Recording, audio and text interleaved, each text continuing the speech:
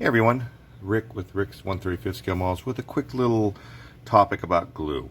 So, gluing styrene plastic is basically a process of making it get semi-melted and adhering to each other through different glue products. And there are lots of products out there. More importantly though, each of the products have different advantages and disadvantages. So that's more of what I want to talk about here. I'm not looking at specific brands, although I do have products I like, but really it's more of the way the product performs and the application you're using for. So for example, looking at a box like this, gluing this, you don't want to have any of the glue areas, and if you do the outside touching, you're going to end up messing up the sides. So this is one kind of concept, where on the other hand, if you're gluing something like this, where you're gluing the frame together underneath here, you may need a different kind of a bonding technique. And then when you go into these small little parts here, a whole other issue. On top of that, you have dry time you have to factor in. So depending on what you're doing, you may have to factor in that. So let's kind of look at the different options out there. You have what I grew up with, which is your standard stick glue. Works good. It's got a good quality to it. It has almost like a epoxy kind of a bonding factor. It's thick. When you glue it onto something, it not only glues the spot, but it kind of creates a stronger weld. But at the same time, these tubes, if you accidentally bump them, it all squirts out, and then you get these little strings, which, as I built, this was just a never-ending battle, where you're gluing and then you have these strings going everywhere. But it does have its purposes. Another product I then started using, which was your liquid glue. Now this is great because you don't get any strings. You got to be careful though you don't spill the bottle when you're gluing, because it goes everywhere if it does. On top of that, when you touch it to something, dry time is really fast. Advantage to gluing a hard part, disadvantage when you're trying to glue a large area. So you kind of have to kind of factor in that.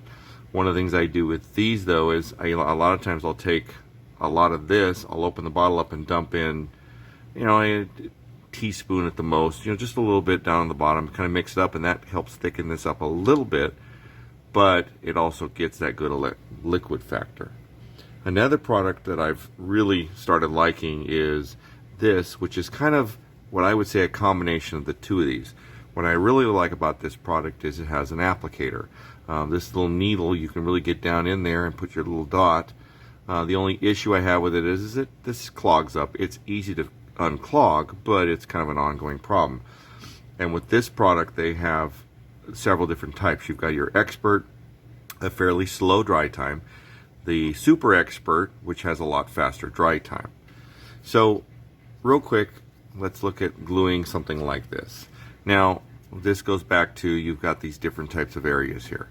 So I can use this glue in this area, which would work fine. The problem you're going to have is getting it in here and not getting it everywhere. So for this, I could use this also, and this would work fine.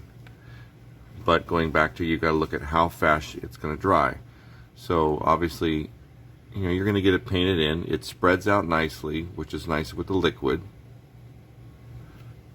And then you have to get your part in there. Quick dry time, not a lot of mess. You don't have the overfill, and it's glued enough now to where it's not going to fall apart. Then you get to gluing something like this. You have flat edges. What's nice about this product is you can set this in place, and then from there you can just touch the edges and the glue kind of goes in there, which works out really nice. Or you can go with like this, which is what I really like because of the applicator, and you just go around, hit the glue where you want it, and then you just put your part down. The biggest thing that I've learned over time is you want to keep your joints clear and not touch it with your fingers, because then you'll end up touching it somewhere else and then you get a fingerprint. There are some ways to, if you end up putting glue on something, if you're really talented, you can kind of, use a Q-tip. I'll do that a lot when I initially get a glue. I'll wipe it off real quick, but you have to be careful depending on the styrene plastic product, because you'll get holes and distortions. If something like that happens, first of all, let the glue completely cure so it's hard, then you usually can sand it down. But these are kind of the products I use. You need to look at the application per inch you're having. Do you want something like this to a larger area? You need some time to get the glue in all the way, and is it going to get you a nice joint? It also will fill gaps nicely. Are you looking at something that's a real tight fit, but you want a real fast dry time? Definitely something like this you'd want to go through with a more liquid. Or are you looking at something where you need to get down into a point where you need the applicator point? Something like this works really good. They all work great. They all have their purposes. It's a matter of preference, but look at the options out there, and there are other options. How you want to glue and what you're gluing. On any given model, I'm going to use pretty much all these, and then when you're gluing metal parts, you're going to go into the CA glue, which is a whole different conversation. Looking at the CA glues, you got your basic liquid, which is just, it's watery, and then they have this gel product, which is nice because if you're doing some of the other parts, you want a little bit of a stronger joint, use the gel. Then when you're gluing clear plastic, you want to go with a product like this, which is designed for clear plastic.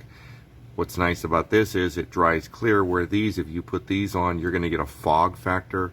The CA glues, you're also going to get a fog factor. As it dries, it's going to go to all the oils, and you'll end up having fingerprints on your glass if you ended up sealing it up. It's the same thing that they do in law enforcement when they're fumigating to get fingerprints off evidence.